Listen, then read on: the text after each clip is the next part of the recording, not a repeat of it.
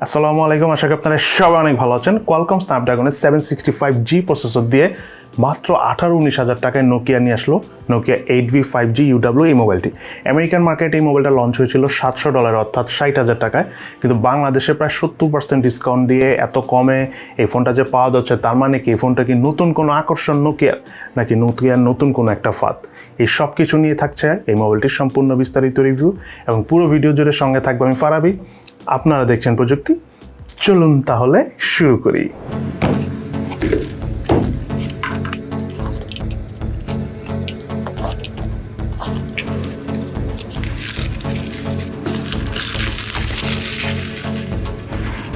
মোবাইলটির box কন্টেন্টে রয়েছে user manuals, sim tray ejector, 18 ওয়াটের charger, type C USB charging কেবল,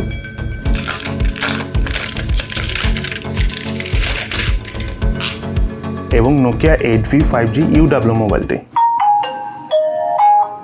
design এবং আউটলুকের কথা বলতে গেলে 6.81 ইঞ্চি অর্থাৎ প্রায় 7 ইঞ্চি সাইজের বিশাল এই মোবাইলটির রিয়ার প্যানেলে রয়েছে এন্টি গ্লেয়ারের ফিনিশিং থাকা গ্লাস প্যানেল, সেই সাথে ডিসপ্লেতে রয়েছে গরিলা গ্লাসের প্রোটেকশন, বাট কোন লেভেলের প্রোটেকশন রয়েছে সেই ব্যাপারে আমরা আসলে কোনো ক্লিয়ার ইনফরমেশন পাইনি। পাশাপাশি রিয়ার প্যানেলের গোল এই ক্যামেরা হাউসে রয়েছে কোয়াড ক্যামেরা সেটআপ, যার মেইন ক্যামেরাটি হলো 64 মেগাপিক্সেলের। তাছাড়া মোবাইলটির বডি ফ্রেমে রয়েছে একটা সলিড ফিনিশিং দেয়া। নোকিয়া এই মোবাইলটি একটি কালার ভেরিয়েন্টে লঞ্চ করেছে এবং সেই কালার ভেরিয়েন্টের নাম হলো মিটিওর গ্রে। এই মোবাইলটির ইন হ্যান্ড ফিলের কথা বলতে গেলে ডিসপ্লে সাইজ হলো 6.81 ইঞ্চি, মোবাইলটির থিকনেস হলো 8.99 মিলিমিটার এবং ওয়েট হলো 227 গ্রাম। ওভারঅল বিশাল সাইজ এবং ভারী এই মোবাইলটি সিঙ্গেল হ্যান্ডে ওইভাবে বেশি একটা লং টাইম ইউজ করা পসিবল না, তবে দুই হাত দিয়ে ইউজ করতে পারবেন অনায়াসেই। মোবাইলটির রাইট সাইডে রয়েছে ভলিউম রকার এবং পাওয়ার বাটন। এই পাওয়ার বাটনটি সাইড মাউন্টেড ফিঙ্গারপ্রিন্ট স্ক্যানার হিসেবে কাজ করে। এছাড়া রয়েছে সিম কার্ডে, যাতে একটি সিম ইউজ করতে পারবেন এবং তার পাশাপাশি এক্সটার্নাল মেমোরি কার্ড ইউজ করার অপশন রয়েছে। মোবাইলটির লেফট সাইডে রয়েছে গুগল অ্যাসিস্ট্যান্টের জন্য ডেডিকেটেড একটি বাটন। মোবাইলটির উপর অংশে রয়েছে নয়েজ ক্যান্সেলেশন মাইক। মোবাইলটির নিচের অংশে রয়েছে mini speaker, primary mic, USB type C charging port এবং 3.5mm হেডফোন জ্যাকের পোর্ট। এই মোবাইলটিতে থাকা সাইড মাউন্টেড ফিঙ্গারপ্রিন্ট স্ক্যানারের কথা বলতে গেলে খুব একটা স্মুথ ভাবে কাজ করে না, সামটাইমস কয়েকবার টাচ করতে হয়, আবার হাত যদি একটু ঘামানো বা ভিজা থাকে তাহলে আনলক করাটা অনেক কঠিন হয়ে যায়। তবে ফেস আনলক সিস্টেমটা ওভারঅল বেশ ফাস্ট কাজ করছিল।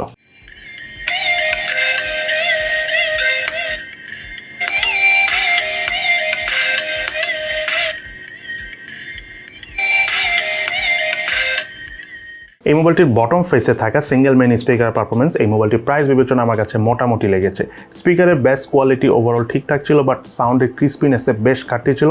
তাছাড়া কিছু কিছু মিউজিক বা কিছু কিছু গান বা ভিডিও দেখার সময় আমরা দেখেছি যে সাউন্ড থেকে বেশ ভালো লেভেলের ডিস্টরশন হচ্ছিল। 60% উপরে ভলিউম দিলে আমরা তখন অনেক বেশি ডিস্টরশন পাচ্ছিলাম। সো ওভারঅল স্পিকারটা মোটামুটি বলতে হবে এই মোবাইলের এই প্রাইস বিবেচনায়। মোবাইলে থাকা 6.81 ইঞ্চি সাইজের ডিসপ্লেটি হলো আইপিএস এলসিডি প্যানেলের। ফুল এইচডি প্লাস রেজুলেশনের ডিসপ্লেটির স্পেসিফিকেশন হলো 2400x1080 pixel. Display pixel density হলো 386 পিপিআই এবং তার পাশাপাশি ডিসপ্লেতে কিন্তু গরিলা গ্লাসের প্রোটেকশন রয়েছে, বাট আমি আগেও বলেছি এক্স্যাক্টলি কোন প্রোটেকশন রয়েছে সেটা অবশ্য আমার জানা নেই। এবং ডিসপ্লের চারপাশে ভেজেল এরিয়াটা আমার কাছে মোটামুটি ঠিকঠাক হলো। চিন এরিয়াটা প্রাইস বিবেচনা আমার কাছে একটু বেশি মোটা মনে হয়েছে। ডিসপ্লের ঠিক উপরে লেফট সাইডে রয়েছে পাঁচল সেলফি ক্যামেরা। এই মোবাইলটির মাল্টিটাস্কিং এর পারফরমেন্সের কথা বলতে গেলে আইফোনের মতো স্লাইডিং করে অ্যাপ সোয়াপ করার এই সিস্টেমটা খুব একটা স্মুথ না, প্রায় মিসম্যাচ হচ্ছিল। দেখা যাচ্ছে যে আমরা অ্যাপ সোয়াপ করতে চাচ্ছি, বাট অন্য আরেকটা ফাংশনে চলে যাচ্ছিল যখন আমরা নিচে থেকে সোয়াপ করে ইউজ করতে গিয়েছি। তবে ব্যাকগ্রাউন্ডে অনেকগুলো অ্যাপ আপনি নর্মালি রেখে রেখে ইউজ করতে পারবেন। মোবাইলটিতে রয়েছে ওয়াইড ব্যান্ড L1 সাপোর্ট। এই মোবাইলটির ডিসপ্লে পারফরমেন্স আমার কাছে সবকিছু মিলিয়ে মোটামুটি লেগেছে। Normally day to day use করার সময় আমরা মোটামুটি একটা প্রিমিয়াম ফিল পেয়েছি, বাট গেমিং এর সময় কিছুটা টাচ মিস করছিল। তার পাশাপাশি আইফোনের মতো এই সোয়াপিং সিস্টেম থাকার কারণে অ্যাপ টু অ্যাপ সোয়াপ করতে একটু প্রবলেম হচ্ছিল। তবে এগুলো চাইলে সফটওয়্যার আপডেটের মাধ্যমে ঠিক করে ফেলা পসিবল। নেটওয়ার্ক এবং কানেক্টিভিটির কথা বলতে গেলে মোবাইলটিতে রয়েছে 5G supported single SIM use করার অপশন। তার পাশাপাশি মেমোরি কার্ড ইউজ করা যায় এবং এই মোবাইলটিতে ওয়াইফাই 2.4 GHz এবং 5 GHz দুটোই সাপোর্ট করে। কল করে দেখেছি, কল কোয়ালিটি ঠিক আছে এবং সেই সাথে এই মোবাইলটিতে ইম্পর্টেন্ট প্রায় সব ধরনের সেন্সরসই রয়েছে। এই মোবাইলটির হার্ডওয়্যার কনফিগারেশনের কথা বলতে গেলে এই মোবাইলটিতে রয়েছে কোয়ালকম স্ন্যাপড্রাগনের 765G প্রসেসর।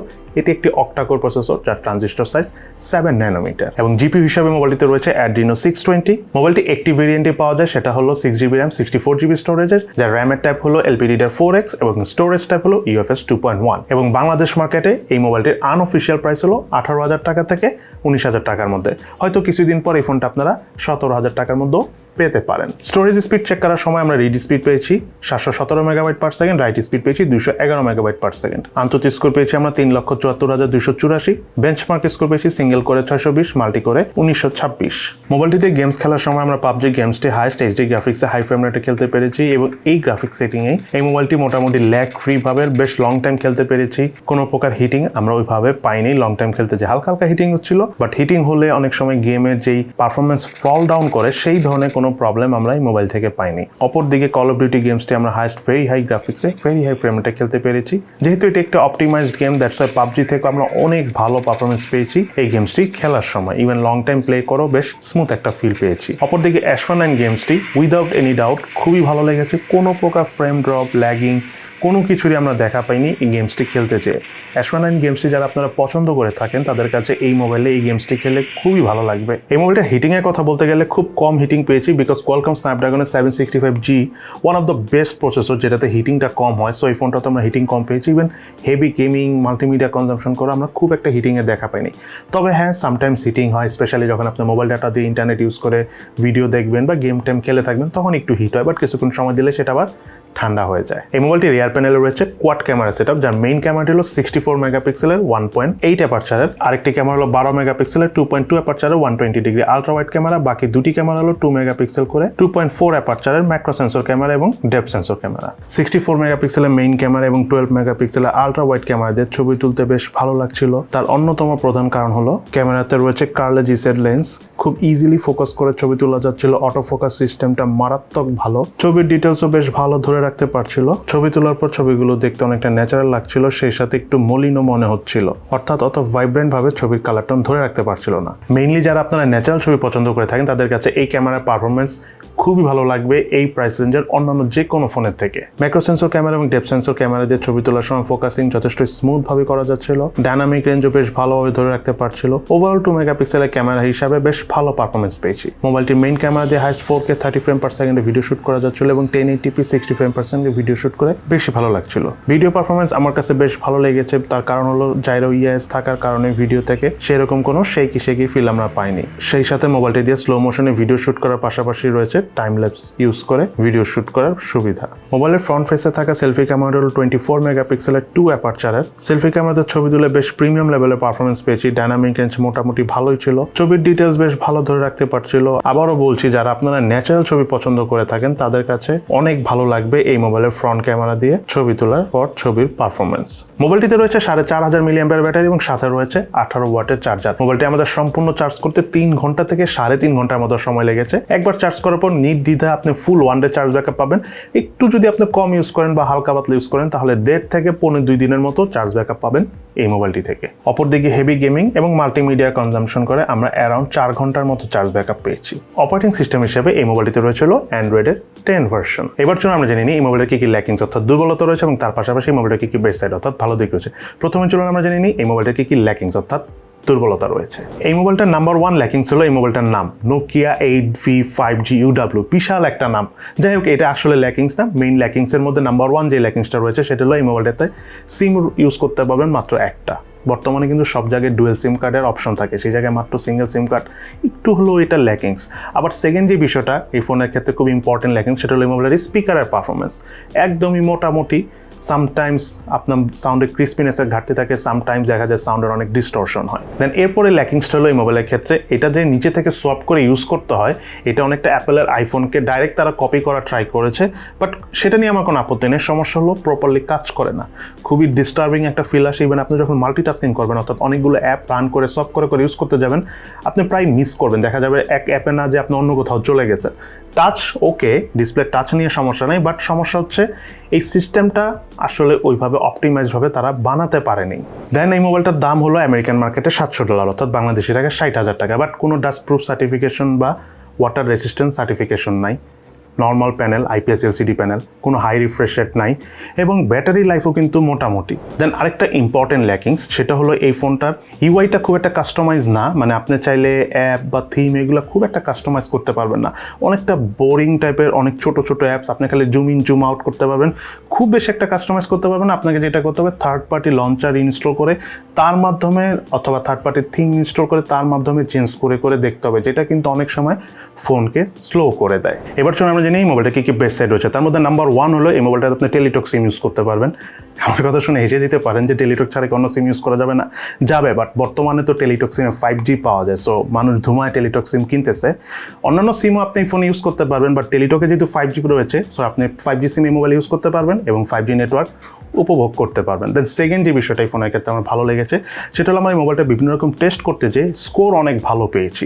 এবং থার্ড, মোবাইলটা মাল্টিটাস্কিং করতে কিছুটা প্রবলেম হয় সোয়াপিং সিস্টেমের কারণে, আমি একটু আগে বলেছি অ্যাপেলের মতো সোয়াপিং সিস্টেম, বাট মোবাইলটা গেমিং পারফরমেন্স যাই আছে একদম সলিড, মানে গেমিং করে আপনি পয়সাটা উসুর করতে পারবেন। যদি আপনি হেভি গেমিং করে থাকেন দেন এই ফোনটা ইউজ করে আপনার কাছে ভালো লাগবে। তবে একটা বিষয় আছে, স্টিল গেমিং করার সময় টাচ মিস করে, বাট সব সময় না, সামটাইমস এটা হয়। বিভিন্ন সময় আমরা গেমিংয়ের ক্ষেত্রে, স্পেশালি পাবজি গেমের সময় আমরা দেখেছি যে আমি শ্যুট করতেছি বাট এটা মিস করতেছে, অল দ্য টাইম হয় না, সামটাইমস হয় এটা। তো ওইটা অনেক মেজর কনসার্ন না, এটা অনেক সময় গেমের ইস্যু হতে পারে, বা আমরা ভিপিএন দিয়ে গেম খেলে থাকি, সেই কারণে অনেক রকম ইস্যু হলেও হতে পারে। তবে গেমিংয়ের জন্য এটা অবশ্যই ভালো, এবং তার পাশাপাশি ফোনটাতে হিটিংও কিন্তু অনেক কম হয়, মানে লং টাইম গেম প্লে করে হিটিং ফ্রি এরকম ফোন খুব কমই আছে। দেন যারা আপনারা ডে টু ডে এই ফোনটা ইউজ করতে চান তাদের কাছে খুবই ভালো লাগবে যদি আপনারা এই সোয়াপিং সিস্টেম, এই অ্যাপেলের মতো যে সোয়াপিং সিস্টেমটা রয়েছে এটাতে কমফোর্টেবল হয়ে যান। দেন আপনার ডে টু ডে ইউজের জন্য এই ফোনটা অবশ্যই একটা আদর্শ ফোন। এবং সর্বশেষ, এই মোবাইলটিতে অনেক প্রি ইনস্টল, অর্থাৎ আগে থেকে কিছু ইনস্টল করা ব্লটার অর্থাৎ অ্যাপস রয়েছে, সেগুলো চাইলে আপনারা ডিলিট করে দিতে পারেন। এছাড়া কিন্তু ইউআই একদমই ক্লিন, কোনো অ্যাডস নাই, কোনো প্রকার মানে ইউজার ইন্টারফেস থেকে কোনো প্রকার মানে ল্যাগিং বা ফ্রেম ড্রপ আমরা পাইনি, বেশ কমফোর্টেবলি লেগেছে। এবং তারপরে এই মোবাইলটার ক্যামেরা পারফরমেন্স জাস্ট অসম, স্পেশালি যারা ন্যাচারাল ছবি তুলতে পছন্দ করে থাকেন, ন্যাচারাল ছবি আপনার কাছে ভালো লাগে। ন্যাচারাল ছবি বলতে আমি বোঝাচ্ছি যে ন্যাচারাল ছবি না, মানে আপনি যে ছবি তুলবেন সেটাতে খুব বেশি একটা কালার অ্যাডজাস্ট করা হবে না, অনেক বেশি ভাইব্রেন্ট থাকবে না, যা তুলবেন তাই। এই ধরনের ক্যামেরা পারফরমেন্স যদি আপনারা চেয়ে থাকেন তাহলে এই মোবাইলটি শুধু 18-19 হাজার টাকা না, 30-35 হাজার টাকার ক্যামেরার সাথেও কম্পেয়ার করলে ভালো মনে হবে আপনাদের কাছে, যারা আপনারা ছবির কালার টোন ন্যাচারালটাই বেশি পছন্দ করেন তাদের কাছে। দেন সব কথা শেষ কথা, এই ফোনটি কিন্তু গত 2020 সালের নভেম্বর মাসে বের হয়েছে। 18 মাসের সিকিউরিটি আপডেটের মধ্যে অলরেডি 13 মাস কমপ্লিট, আর 5 মাস এই মোবাইলটি সিকিউরিটি আপডেট আসবে। এরপরে কোম্পানি চাইলে দিতেও পারে, নাও দিতে পারে। এটা দিয়ে অ্যান্ড্রয়েড 12 ভার্সন এবং অ্যান্ড্রয়েড 11 ভার্সন দুটোতেই আপডেট হবে, তারা যেটা বলেছে সেটা হওয়ার কথা। বাট একটা বিষয় হলো ডেঞ্জারাস, সেটা হলো এই ধরনের আনকমন ফোনগুলো যখন বাংলাদেশ মার্কেটে আসে, কোনো ধরনের কোনো প্রবলেম হলে এই মোবাইলগুলো পার্টস কিন্তু সেইভাবে খুব একটা অ্যাভেলেবেল পাওয়া যায় না, সো এটা একটা চিন্তার বিষয়। তবে এই মোবাইলটার গেমিং পারফরমেন্স অনেক ভালো, ক্যামেরা পারফরমেন্স যারা আপনারা ন্যাচারাল ফটো পছন্দ করে রাখেন তাদের কাছে এটা খুব ভালো লাগবে। সো ওভারঅল প্রাইস বিবেচনায় এটা অবশ্যই একটা ভালো ফোন, বাট ডিসিশন আপনার কাছে, আপনার টাকা, আপনার কষ্ট করে ইনকাম করে থাকেন, সো আপনারই উচিত হবে বুঝে শুনে দেন ডিসিশন নিয়ে এই ফোনটা কিনা, বাকিটা আপনাদের উপরই ছেড়ে দিলাম। সো সবাই ভালো থাকেন, সুস্থ থাকেন এবং আমাদের জন্য দোয়া করবেন। ইনশাল্লাহ দেখা হবে ফিউচারে।